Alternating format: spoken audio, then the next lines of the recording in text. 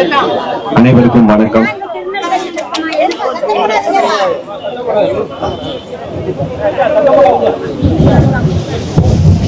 தூத்துக்குடி மாவட்டம் ஆறுமுகமங்கலத்தை பூர்வீகமாக கொண்ட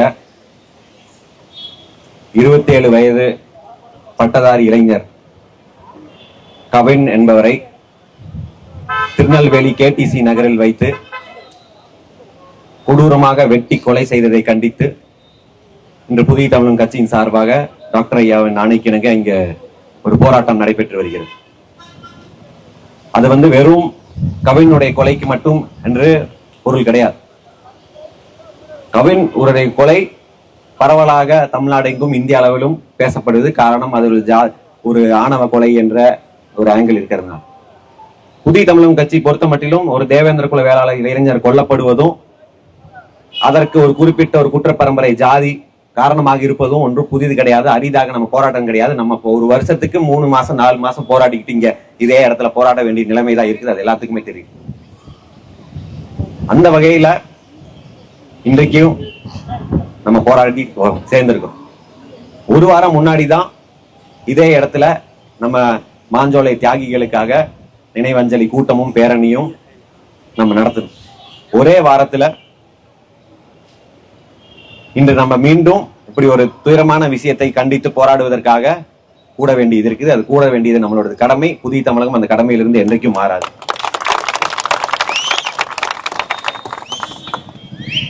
பொதுவாக காதல் திருமணங்கள் அப்படி எல்லாம் பார்க்கும்போது 2014-15 ஆண்டுகள், அதாவது 10 ஆண்டுகளுக்கு முன்பே புதிய தமிழகம் இதே நெல்லையில ஒரு மாநாடு, மத்திய சமூக நீதித்துறை அமைச்சரை அழைத்து ஒரு மாநாடு நடத்தினோம். எதற்கென்றால் அன்றைக்குமே ஆணவ கொலைகளுக்கு எதிராக தான் மாநாடு நடத்தினோம். அந்த மாநாட்டில் கூட டாக்டர் என்ன பேசினார் என்றால், இந்த கலப்பு திருமணங்களை புதிய தமிழகம் ஊக்குவிக்கிறது கிடையாது. அது ஒரு ஜாதி ஒழிப்புக்கான ஒரு கருவியா புதிய தமிழகம் நினைக்கல. நீ போய் வேற ஜாதி பொண்ணு கல்யாணம் பண்ணு அப்படிங்கிறது எந்த காலத்திலையும் புதிய சொன்னதில்லை. அது ஒரு ஜாதி ஒழிப்பு கருவியாகவும் பார்க்கறது கிடையாது. பல பேர் முற்போக்கு பேசியவர்கள் அப்படி நினைக்கிறாங்க. ஆனால் புதிய தமிழகம் அப்படி அது புதிய தமிழ் நிலைப்பாடு கிடையாது. நீ அன்று அந்த கூட்டத்துல ஆணவ கொலைகளுக்கு எதிரான மாநாட்டுல மத்திய சமூக நீதித்துறை அமைச்சரை அமர வைத்து டாக்டர் என்ன பேசினார் என்றால், நீ உனக்கு காதல் இருந்தாலும் வேற சமுதாயத்தில் இருந்தாலும் அதை நீ தியாகம் பண்ண வேண்டியது இருக்கும். ஏன்னா நீ காதலிப்ப, அதற்காக ஒரு மோதல் வரும். அந்த மோதலுக்கு அந்த கிராமம் வரணும், அந்த பக்கத்துல இருந்து அந்த ஒரு ஜாதியோடைய கிராமம் வரும், 2 ஜாதி மோதல் வரும். அதற்கெல்லாம் நமக்கு இப்ப கிட்ட சக்தி கிடையாது. நம்ம முன்னேற வேண்டியது இருக்குது. அப்படி ஒண்ணும் நம்ம ஜாதியில பொண்கள் இல்லாம கிடையாது. அதனால அதையெல்லாம் தியாகம் செய்துக்காவது நம்மளுடைய வளர்ச்சி தான் முக்கியம் என்று அன்னைக்கு பேசினார். அதெல்லாம் இருந்த போதும் கூட காதல் என்பது எல்லாத்துக்கும் வரக்கூடியது. அதுவும் இந்த கவின் இந்த பிரச்சனையை பார்க்கும்போது கவினும் சரி அந்த பெண்ணும் சரி ஜாதி என்ன என்னன்னே தெரியாம வளர்ந்தவங்க. அவர்கள் எல்லாம் ஒரு பொருளாதாரத்துல ஒரு அளவுக்கு நடுத்தர நிலையில் இருந்தவர்கள். 2 குடும்பங்களும் ஒரே கவின் குடும்பம் அவர்களை விட ஒரு அளவுக்கு மேல் பொருளாதாரத்தில் மேல் தோங்கி இருந்தவர்கள் தான். அந்த நிலையில் இருந்தும் கூட அவர்களுக்கு ஜாதியை பற்றி எந்த புரிதலும் கிடையாது. ஜாதி சார்ந்த எந்த ஒரு அரசியல் பற்றியும் எந்த புரிதலும் கிடையாது. அவர்கள் ஒரு இந்த சமூகத்துல ஒரு மாடர்ன் இளைஞர்களாக வாழ்ந்தவர்கள். அதுவும் கவின் எல்லாம் நல்ல பள்ளிக்கூடத்துல படித்து நல்ல கல்லூரிக்கு போய் பல லட்சங்களை ஒரு மாசத்துக்கு பல லட்சங்களை சம்பாதிக்கக்கூடிய ஒரு இளைஞர். அந்த இளைஞருக்கு ஜாதி பற்றி கவலை கிடையாது. அந்த பெண்ணை பற்றி கூட பல பேர் சமூக வலைத்தளங்கள் எழுதுறாங்க, தவறாக எழுதுறாங்க. அதெல்லாம் உண்மைக்கு மாறானது. 27 வயது வரைக்கும் திருமணம் செய்து கொண்டால் அந்த கவினை திருமணம் செய்து கொள்ளும் என்று உறுதியாக நின்றிருக்கிறாங்க அந்த பெண். அதனால அந்த பெண்ணை கொச்சைப்படுத்த வேண்டிய வேலையெல்லாம் நமக்கு கிடையாது. அந்த காதலை பிரிக்க வேண்டும் என்றால் கொலை செய்து மரணத்தில் தான் பிரிக்க முடியும் என்று முடிவு செய்துதான் இந்த குடும்பம், அந்த பெண்ணினுடைய குடும்பம் திட்டம் போட்டு கவினை வரவழைத்து வெட்டி கொலை பண்ணியிருக்கான். அதுவும் வாங்க பேசலான்னு கூட்டிட்டு போய் நம்ப வைத்து ஒரு இடத்துக்கு கூட்டிட்டு போய் அங்க மிளகாப்பொடி வைத்திருக்கிறான், அருவாலை வைத்திருக்கிறான், எல்லாமே தயாராக வைத்துக் கொண்டு அவன் ஒருத்தன் கொலை பண்ணானா இல்ல கூட கூலிப்படைகள் எப்பவுமே அவனுக்கு தனியா கொலை பண்ற அளவுக்கு எல்லாம் தைரியம் கிடையாது. எப்பவுமே கூலிப்படையை கூட்டிட்டு தான் வருவாங்க. அப்படி வந்தாங்களா என்று நமக்கு தெரியாது. நேற்று நாங்க புதிய தமிழகம் கட்சி சார்பாக ஆறுமுகமங்கலத்துக்கு நாங்கெல்லாம் போயிருந்தோம். போய் அவருடைய குடும்பத்திற்கும் ஊராருக்கெல்லாம் ஆறுதலாக அவர்களுக்கு என்றும் துணையாக இருப்போம் என்று பேசிட்டு வந்திருந்தோம். அந்த நேரத்துல அங்க வந்து அமைச்சர்கள், மூத்த அமைச்சர்கள் 2 பேர், நேரு அவர்களும் அனிதா ராதாகிருஷ்ணன் அவர்கள் வந்திருந்தாங்க. தென்மண்டல ஐஜி இவர்கள் எல்லாம் வந்திருந்தாங்க. அவர்கள் எல்லாம் பேசும்போது அந்த குடும்பம் அந்த ஊர் இளைஞர்களும் ஒரு கோரிக்கையை நேற்று வைத்தாங்க. நீ அந்த பையனை கைது பண்ணி குண்டாஸ் போட்டுட்டீங்க, அந்த பெற்றோரை கைது பண்ணணும். அது பெற்றோர்னா அந்த பொண்ணுடைய பெற்றோர் சாதாரணமான ஆட்கள் கிடையாது. ஏதோ ஜாதி வெறியில தாட்டில் சுத்திட்டு இருக்கிற ஜாதி வெறி காட்டானுங்களை போல இருக்கிறது கிடையாது. அவங்க 2 பேரும் தமிழ்நாடு காவல்துறையில் இருக்கக்கூடிய சப் இன்ஸ்பெக்டர். 2 பேரும் சப் இன்ஸ்பெக்டர். அப்படி இருக்கக்கூடியவர்களை கைது பண்ண வேண்டும். அவர்கள் வழக்கு கைது பண்றதுக்கு ஒன்றும் பெரிய விஷயம் கிடையாது. வழக்கு போட்டாச்சு. அவர்கள் மேல எஃப்ஐஆர் போலித்தது போலீஸ் தான். அவர்களை 2வது குற்றவாளி 3வது குற்றவாளியாக அது கொலை வழக்குல சேர்த்தாச்சு. அதுக்கு வன்கொடுமை தடுப்பு சட்டம் போட்டாச்சு. அப்புறம் கைது செய்யறதுக்கு என்ன யோசனை? அது என்ன யோசனை? அவர் வந்து அங்க உட்கார்ந்து ஐஜி இருக்கிறாரு, 2 மூத்த அமைச்சர்கள் இருக்கிறார்கள். அவர்கள் வந்து அந்த குடும்பத்துல அவர் சொல்றாரு, அவங்க அப்பா சொல்றாரு, கைது பண்ணாம நாங்கள் உடலை வாங்க மாட்டோம் என்று இன்றைக்கு வரைக்கும் போராடிட்டு இருக்கிறாங்க. அப்ப நாங்க வந்து ஆலோசிச்சுட்டு வரோம் அப்படின்னு சொல்லிட்டு போனாங்க. நைட்டு வந்து அவங்க அப்பாவை மட்டும் கைது பண்ண செய்தி வருது.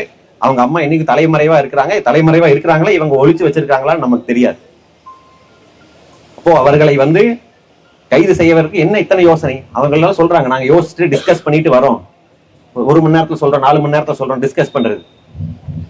இப்போ இதே சிவகங்கை மாவட்டத்துல அஜித் குமார் என்ற ஒரு இளைஞர் கொலை செய்யப்பட்டார். அவனை கைது பண்றதுக்கு யோசிச்சிருக்கீங்க நீங்க? யோசிக்கல. அங்க யோசிக்க வேண்டியதானே? அங்க யோசிக்கல. ஆனா இங்க கொலை வழக்கு போட்டு எஃப்ஐஆர் போட்ட 2 பேரை கைது பண்றதுக்கு உங்களுக்கு இவ்வளவு யோசனை. ஒரு 2 எஸ்ஐயை கைது பண்றதுக்கு, கொலை குற்றவாளி 2 எஸ்ஐயை கைது பண்றதுக்கு ஐஜி யோசிக்கணும், 2 அமைச்சர்கள் வந்து உட்கார்ந்து யோசிக்கணும். இதுதான் உங்களுடைய இதுவா? அப்படின்னா எந்த ஜாதியை பாதுகாக்க வேண்டும் என்பது அவர்களுக்கு தெளிவா தெரிஞ்சிருக்குது, எங்களுக்கும் தெளிவா தெரியும். அதனால அப்படியெல்லாம் விட்டு பண்ண முடியாது. அதுதான் டாக்டர் ஐயா அவர்கள், இந்த நம்ம போராட்டம் வந்து வெறும் கவினுக்கானது மட்டும் கிடையாது. நம்ம இந்த கொலையை பாக்குறோம். இந்த கொலையை ஒரு குறிப்பிட்ட ஜாதி ஒருத்தன் செய்யறான், சுர்ஜித்ங்கிற ஒருத்தன் செய்யறான். அவனுடைய புகைப்படங்கள் எல்லாம் நீங்க பாத்தீங்களா? எல்லாரும் பார்த்திருப்பீங்க. நம்ம வந்து கவினோட அப்பா வந்து ஒரு விவசாயியா இருந்திருக்கிறாரு, அவங்க அம்மா வந்து டீச்சர்.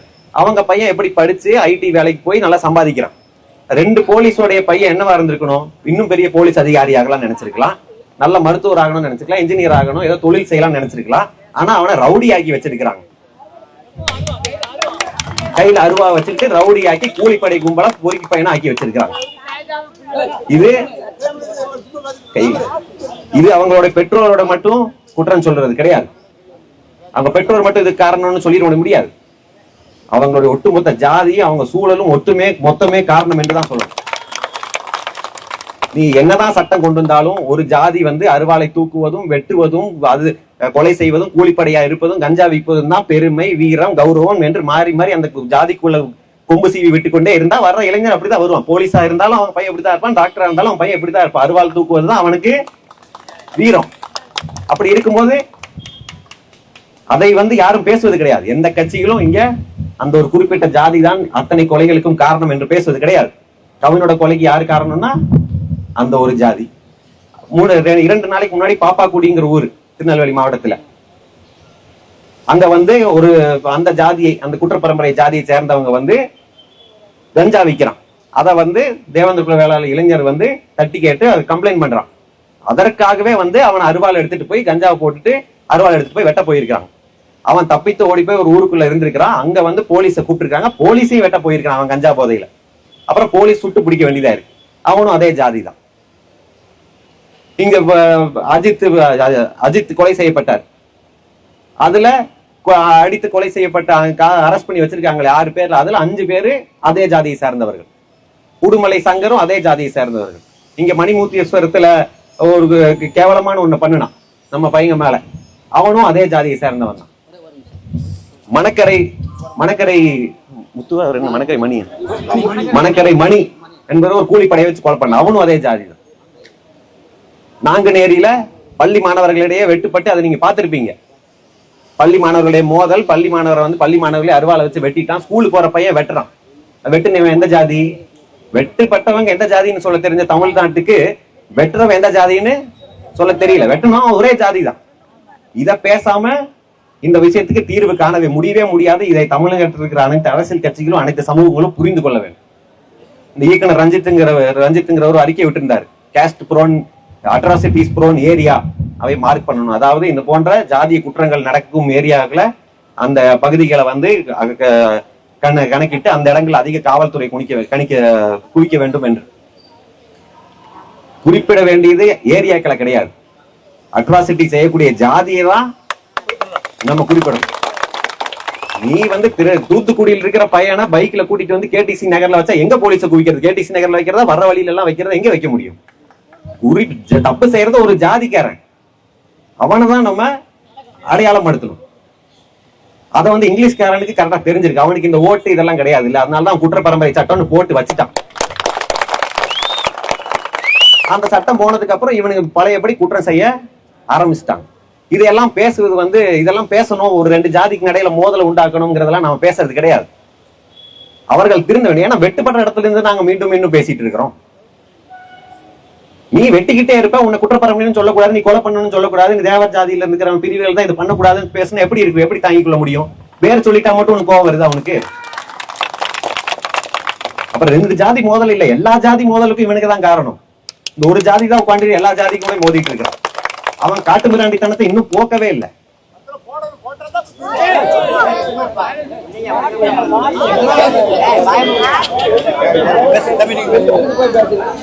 அதுவும் அதுதான் அவர் சொன்னதுல ஒன்னும்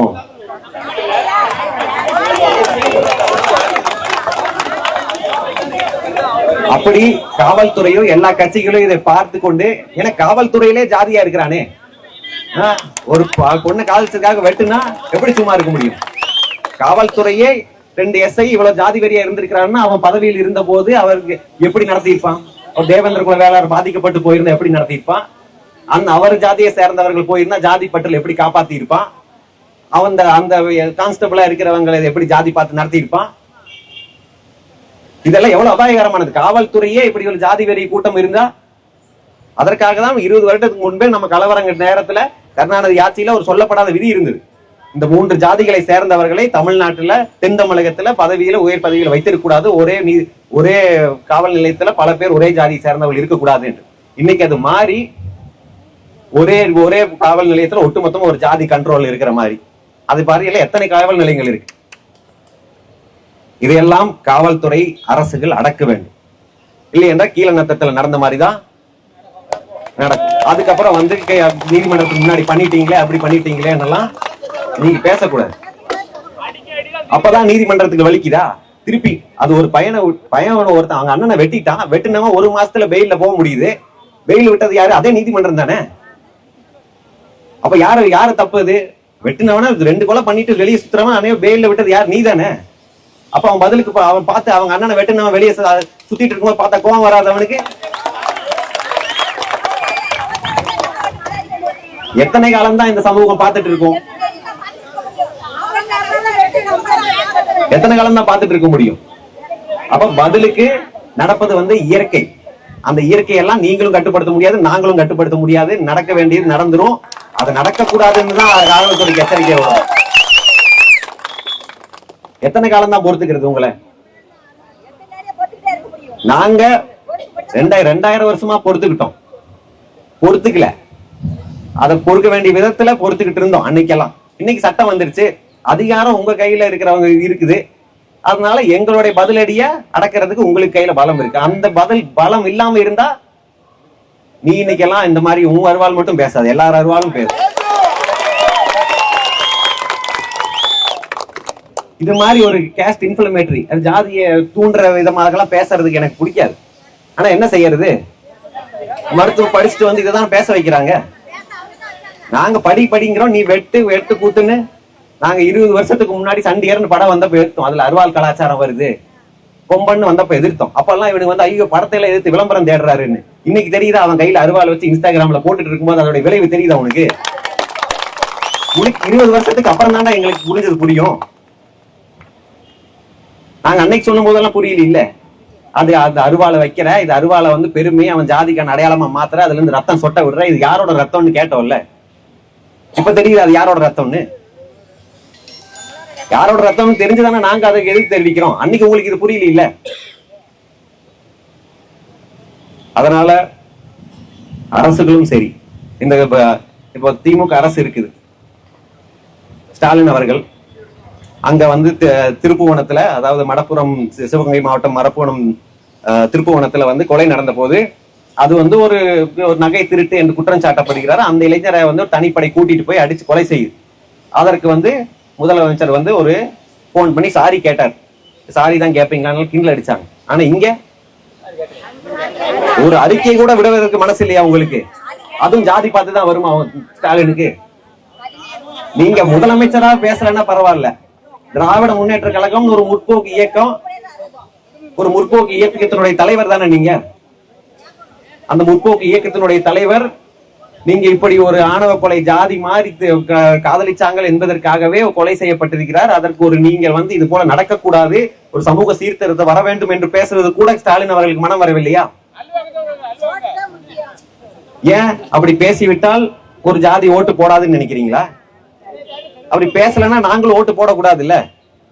அப்ப தேவேந்திர குலவேலன் என்ன செய்யணும்? அதை காட்டணும். அத வந்து திமுகவுக்கு அவருக்கு என்ன ஒரு அறிக்கை விட, இங்கிருந்து மருத்துவமனையில உடல்நலம் சரியில்லாம படுத்திருக்கிறாரு, அங்கிருந்து யூபி குஜராத்ல நடக்கிறதுக்கெல்லாம் சமூக பிரச்சனைகளுக்கெல்லாம் அறிக்கை விட தெரிந்த முதலமைச்சர் அவர்களுக்கு தூத்துக்குடியும் திருநெல்வேலியில் நடக்கிறதுக்கு அறிக்கை விட தெரியாதா?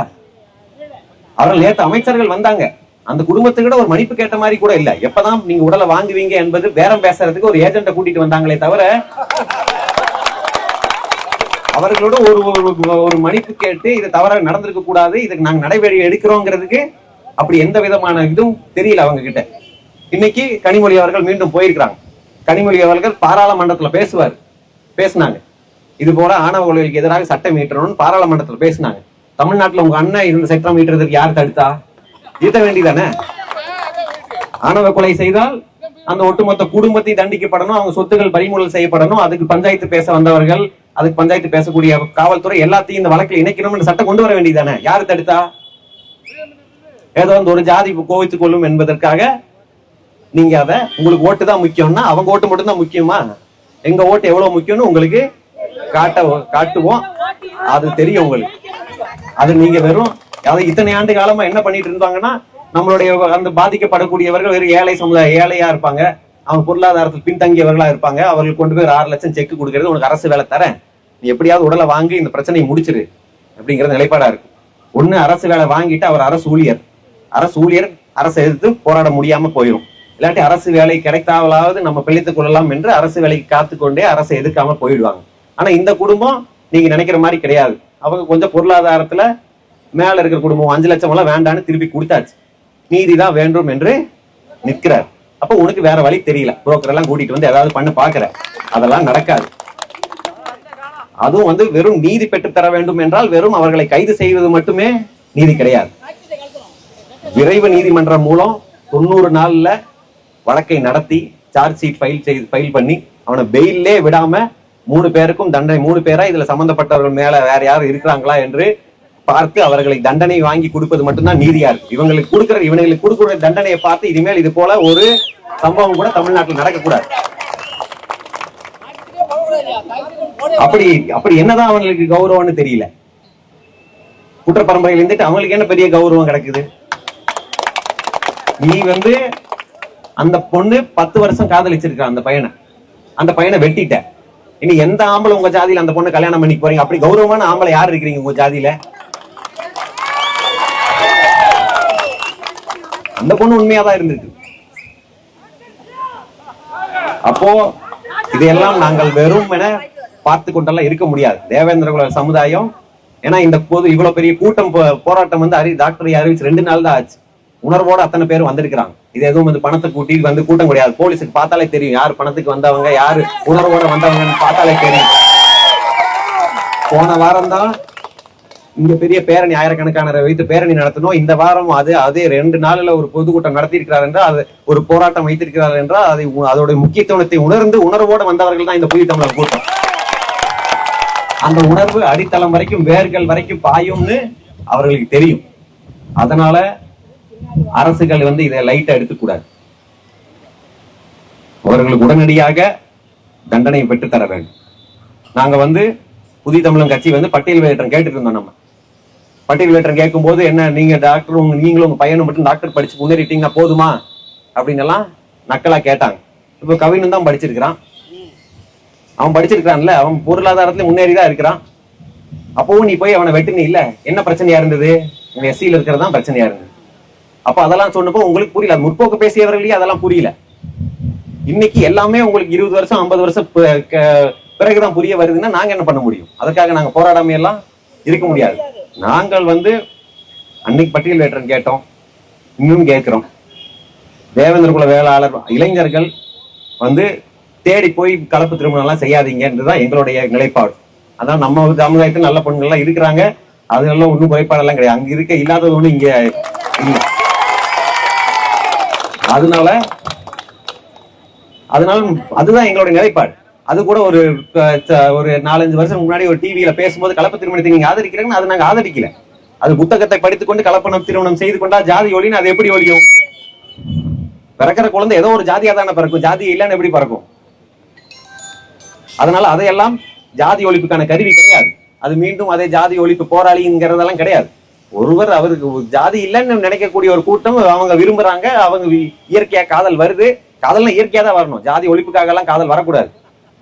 இயற்கையா ஜாதி ஒழிப்புக்கு காதல் வந்தாலும் ஜாதியை காப்பாத்துற காதலும் ஒரே மாதிரி தான். இயற்கையா வரும்போது சில பேருக்கு ஒரே ஜாதிக்குள்ள வரும், சில பேருக்கு வெவ்வேறு ஜாதிக்குள்ள வரும். அதையெல்லாம் மனிதனோட பார்க்க வேண்டும், அதை ஜனநாயக ரீதியாக பார்க்க வேண்டும். அப்படித்தான் புதிய தமிழகம் அணுகுது. சமூக ரீதியாக இது நிலைப்பாடு. ஆனால் இங்க சட்ட ஒழுங்கு என்று வரும்போது நீ கொலை பண்ணும் அளவுக்கு போகும்போது அதை புதிய தமிழகம் விட்டு விடாதுங்கிறது தான் எங்களுடைய நிலைப்பாடு. அதனால திமுக அரசு அவர்களுக்கு கைது செய்து அவங்க பெற்றோர் தாயையும் கைது செய்யணும். அவர்களை மட்டும் கைது பண்ணாம வச்சிருக்காங்க. கைது செய்து எல்லாரும் மேலே குண்டாசை போடுவீங்களா, என்னத்தை போடுவீங்க? குண்டாசை போட்டாலே பயமா இருக்கு நம்மளுக்கு. ஏன்னா வழக்கமா இந்த கூலிப்படைகளை கைது பண்ணி குண்டாசை போடுவான். குண்டாசை போடுவனாலே மெயின் கேஸ் நிக்காதுன்னு அர்த்தம். மெயின் கேஸ்ல நேற்று சொல்றாங்க ஐஜி எல்லா கேஸ்லயுமே கன்விக்ஷன் வாங்கி கொடுத்துட்டோம். எந்த தென் தமிழகத்தில் நடந்த எந்த கொலை கேஸ்ல தண்டனை வாங்கி கொடுத்தீங்க? எத்தனை வருஷமா நாங்க பாத்துட்டு இருக்கிறோம். 10 கொலை 20 கொலை பண்ணணும்னால போலீஸ் செக்யூரிட்டியோட இந்த பெரிய தாதாக்களா சுத்திட்டு இருக்கிறான். இதே திருநெல்வேலி தூத்துக்குடியில அவங்க மேலையெல்லாம் உங்களுடைய கண்ணு படாது.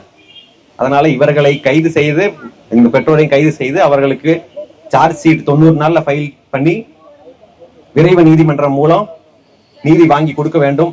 அதற்கு தனி சட்டம் ஈற்றுகிறார்கள் என்று கேட்கிறாங்க. தனி சட்டம் ஈற்றலாம். ஆனா இப்போது இருக்கிற சட்டமே வலுமையான சட்டம் தான். கொலையை விட பெரிய ஒண்ணு குற்றமெல்லாம் பண்ணி கொலைக்கு கொடுக்கக்கூடிய தண்டனையே பெரிய தண்டனை தான். அதற்கான தண்டனையை நேர்மையாக அமல்படுத்துங்கள் என்றுதான் நாங்கள் கேட்கிறோம். அதை நடத்தி நீதியை பெற்றுத்தர வேண்டும். அது வரைக்கும் புதிய தமிழகம் போராடாது. அதுவும் மற்ற எல்லா கட்சிகளும் பேசணும். வெறும் ஸ்டாலின் மட்டும் பேசணும்னு பேசலன்னு சொல்லல. அதிமுகவும் ஏதோ கடமைக்காக ஒரு அறிக்கை விடுகிறது. அவர் ஏதோ பிரச்சாரம் மட்டும் பண்ணிட்டு இருந்தா போதும், எந்த இஷ்யூ பேச வேண்டாம்னு நினைக்கிறாரான்னு தெரியல. இல்ல மௌனமா இருந்துட்டா 2 பேரும் ஓட்டு போட்டுருவாங்களோன்னு நினைக்கிறாரான்னு எனக்கு தெரியல.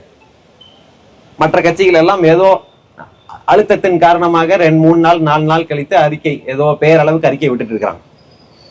மற்ற சமூகங்களும் அதை பார்த்து கொண்டு இருக்குது. மடப்புறம் அஜித்துக்கு எல்லாரும் போராடணும். புதிய தமிழகம் கட்சி மதுரையில் ஆயிரக்கணக்கான வைத்து போராடிச்சு. இந்த விஷயத்துக்கு ஏன் யாரும் போராட வரல? அவன் ஜாதி பார்த்துதான் போராடணுமா வேண்டாமான்னு பாக்குறான். இதுவும் அதை விட மோசமான ஒரு கொலை தானே. அது காவல்துறைனா அது காவல்துறை எதிர்க்கலாம், அது அரசு எதிர்க்கிற மாதிரி ஆயிரும். ஆனா இங்க ஒரு கூலிப்படை கும்பலை எதிர்க்கிறது அவங்களுக்கு கசக்குது. அந்த ஜாதி பாசம் இடிக்க ஆரம்பிச்சிருது அவங்களுக்கு. ஏன்னா இந்த ஜாதி ஏன் திருப்பி திருப்பி சொல்ல வேண்டியது இருக்குன்னா, இங்க திராவிடம்னு பேசுறான்ல, திராவிடம்னு பேசுறவன் 2 பேரும் திராவிட ஜாதின்னு ஒன்னா சேர்த்து வைக்கணுமா இல்லையா? அவனுக்கு எல்லாம் 2 ஜாதி திராவிட ஜாதி தானே. இந்துத்துவான்னு பேசுறான், 2 பேரும் இந்து தான் பெரும்பாலும். அப்ப 2 இந்து ஜாதிக்குள்ள ஏன்டா மோதுறீங்கன்னு கேட்கணும். இல்லைன்னா 2 பேர் தமிழ் தானே, தமிழ் தேசியம் பேசுறவன்னு கேட்கணும். அவன் ஆடு மாடுகளை வச்சு மாநாடு போடுறான். மனுஷன் இந்த காட்டாங்களை கொடுத்து பேசி இவங்களை திருத்துங்கன்னு சொன்னா அது பேச மாட்டேங்கிறாங்க. தமிழ் ஜாதிகளுக்குள்ள இருக்கிற பிரிவினையை களையாமல் இங்க எந்த தேசமும் அமையாது. அது தமிழ் தேசியமா இருந்தாலும் சரி, திராவிட தேசியமா இருந்தாலும் சரி, இந்துவா இருந்தாலும் இந்தியாவா இருந்தாலும், இங்க ஜாதிகளை இந்த ஒரு ஜாதி பிரிவினையை மட்டுமே அவர்களுடைய மூலக்கருவாக கொண்டு, அதை வன்முறையை மட்டுமே மூலக்கருவாக கொண்டு செயல்பட்டு கொண்டிருக்கும் வரை அது மாறாது. அதை அரசுகள் அடக்க வேண்டும், மற்ற கட்சிகள் எல்லாம் திருத்த வேண்டும். அந்த ஜாதியிலே எல்லா அரசியல் பேசவும் இருக்கிறாங்க. அந்த ஜாதியில் இல்லையா? திமுக இருக்கிறாங்க, அதிமுக இருக்கிறாங்க, நாம் தமிழர் இருக்கிறாங்க, பாஜக இருக்கிறாங்க, விஜய் கட்சியில் இருக்காங்க, எல்லா கட்சியிலும் தான் இருக்கிறான். அவன் கட்சியில் இருக்கிறவனா திருத்தணும்ல இவங்களை ஆனா திருத்துவது கிடையாது. மாறாக அவனை காப்பாத்துறதுக்கு தான் வரான். அவன் ஜாதிக்காரன் போலீஸும் அதுக்கு தான் வராங்க. அவனை எப்படி காப்பாத்தலாங்கிறதுக்கு தான் வராங்க. அதை சொன்ன இவரு அண்ணன் ராஜையா சொன்ன மாதிரி காசி பாண்டியன் இங்க இருக்கிற இன்ஸ்பெக்டர் அவர் அவர் ஒரே சமுதாயத்தை சேர்ந்தவன் காப்பாற்ற முயற்சிக்கிறாரு. அதுக்கப்புறம் ஒரு முன்னாள் ஏடிஜிபி ஒருத்தர் தாமரை கண்ணன் ஏதோ பேர், அவரும் இதற்கு பஞ்சாயத்து பேச இந்த எஸ்ஐ தம்பதிகளை எப்படி பாதுகாக்கலாங்கிறதுக்காக பஸ் வராரு. அப்ப அவனுங்களுக்கெல்லாம் ஜாதி பாசம் கரெக்டா இருக்கு. நம்மளுக்கு தான் அது இருக்கணும். அது நம்மளுக்கு எங்க, அது நம்மளுக்குள்ளே பிரிப்பதற்கு நம்மளுக்கு உடலை வாங்கி எப்படியாவது வாங்கி கொடுத்துடணும்னு ஒரே பதட்டத்தோட நேத்து ஒருத்தர் வந்தாரு. சீக்கிரம் போங்க அப்படிங்கிற. அது போன்ற ஏஜென்ட் எல்லாம் நம்ம கூட இருக்கும்போது அதெல்லாம் நம்ம கவனமாக கையாள வேண்டும். அந்த கவனமாக கையாண்டு புதிய தமிழகமா இந்த சிவப்பு பச்சை கொடியேற தேவேந்திர குல வேளாளர்கள் நின்றால் மட்டும்தான் இது போன்ற கொலைகளை தடுத்து நிறுத்த முடியும். டாக்டர் ஐயா அவரின் கையில் அதிகாரத்தை கொடுத்தால் மட்டும்தான் இது நிறுத்த முடியும். இல்லாட்டி இந்த காட்டு மிராண்டி கும்பலாம் தமிழ்நாட்டுல வேற யாரும் அடக்க முடியாது. 500 வருஷத்துல அடக்கிய ஒரே ஆள் டாக்டர் ஐயா மட்டும்தான். அந்த வரலாறு இருக்கு. பல ஊர்களை காலி பண்ணி தொடச்சு வச்ச வரலாறு எல்லாம் எங்களுக்கு இருக்கு. காவல்துறை முடியலைன்னா சொல்லுங்க, நாங்க பாத்துக்கோம். நன்றி. நன்றி.